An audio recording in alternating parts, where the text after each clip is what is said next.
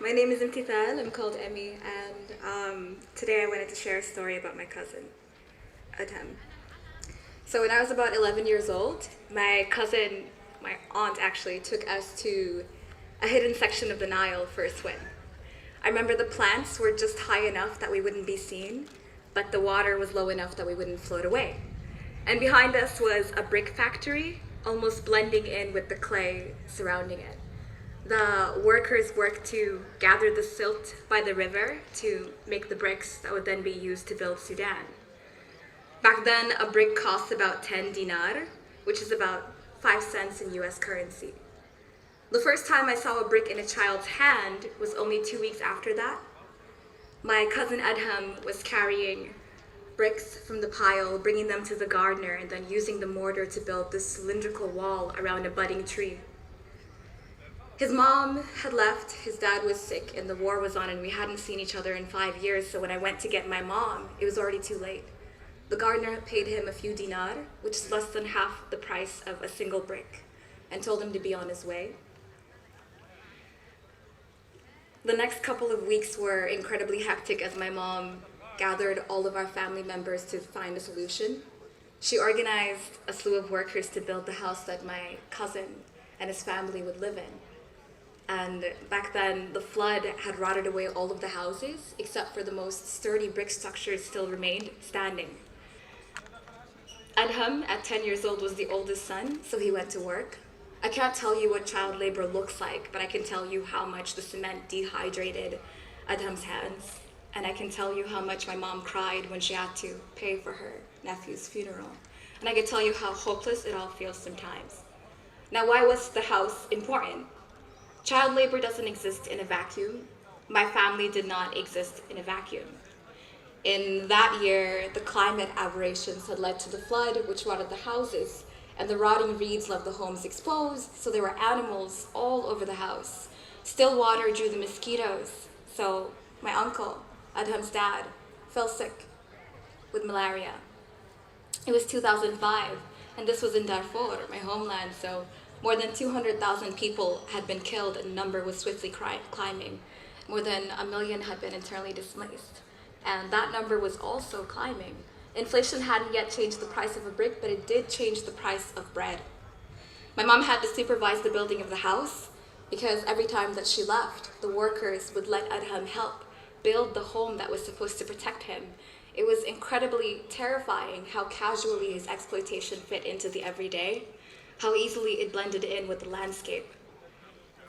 Child labor is not a natural disaster. It's a product of the economies we live in, the wars we wage, and the systems we fail to correct.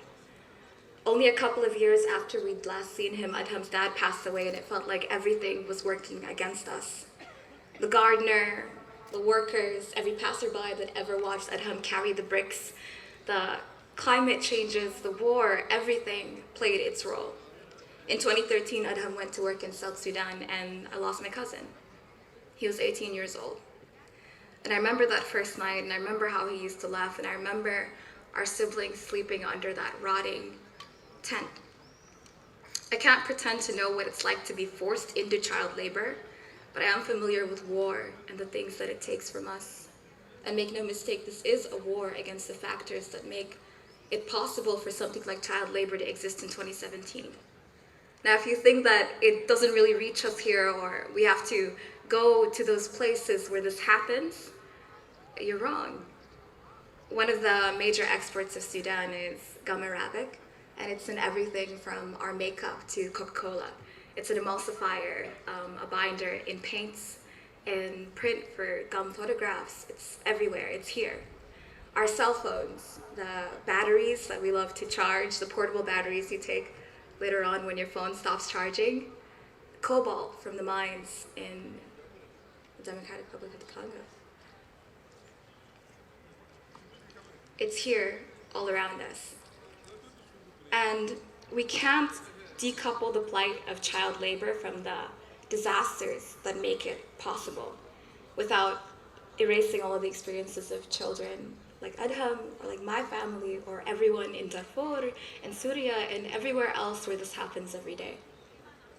So with that, I want to leave you with this poem. And I want to say that now the price of a brick is about 22 dinar, but a child's wage is still the same. This poem is called Head Over Heels. They hand me the microphone as my shoulder sinks under the weight of this stress. The woman says the 1 millionth refugee just left South Sudan, can you comment? I feel my feet rock back and forth on the heels my mother bought, begging the question, do we stay or is it safer to choose flight? My mind echoes to the numbers. 1 million gone, 400,000 dead in Darfur, 2 million displaced, and this lump takes over my throat as if each of those bodies just found a grave right here in my esophagus. Our once country, all north and south and east and west, so restless, the Nile couldn't hold us together, and you asked me to summarize.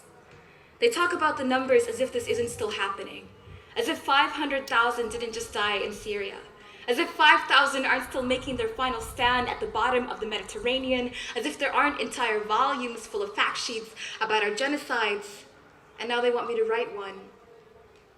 Fact. We never talked over breakfast because the warplanes would swallow our voices. Fact. My grandfather didn't want to leave home, so he died in a war zone. Fact. A burning bush without God is just a fire. I measure the distance between what I know and what is safe to say on a microphone.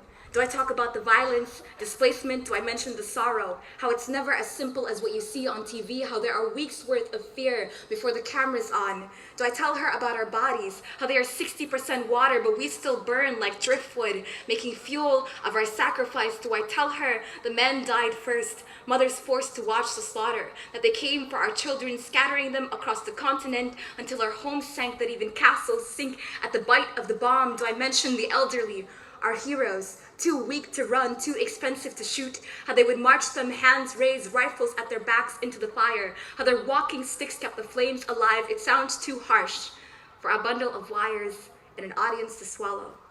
Too relentless, like the valley that filled with the putrid smoke of our deaths.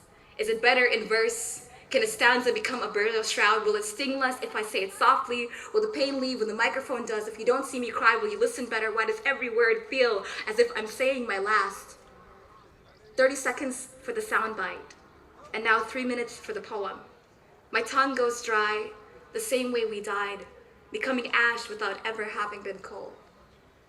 I feel my left leg go numb, and I realize that I locked my knees, bracing for impact. I never wear shoes I can't run in. Thank you.